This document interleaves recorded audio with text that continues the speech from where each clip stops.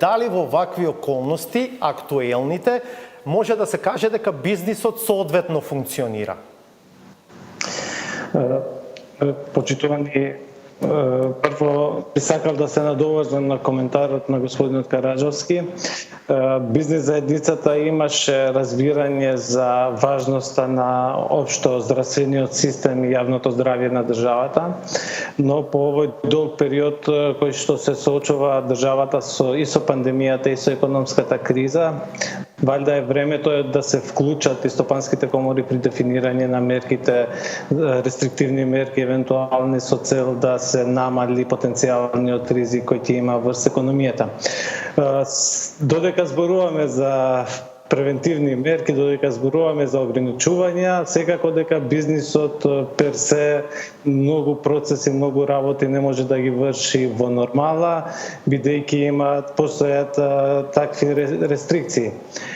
Тоа исто така се рефлектира и во макроекономските показатели, како по однос на бруто домашниот производ, на зголемиот број на невработени, падот на извозот, на увозот, генерално падот на приходите на државата врз различни основи.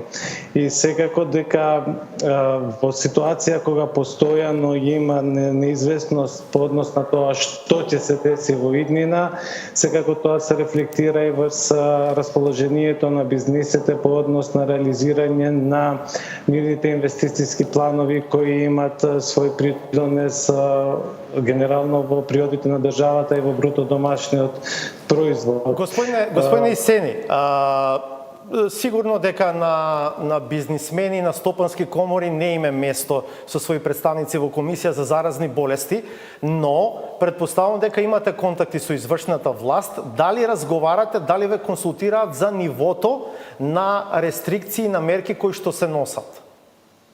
Во ова фаза од страна на владата сме консултирани по однос на економските мерки за поддршка на бизнисот. Морам да тврдам дека не секој наше барање се прифаќа од страна на владата, но во делот на овие рестрикции не сме консултирани од надлежните институции.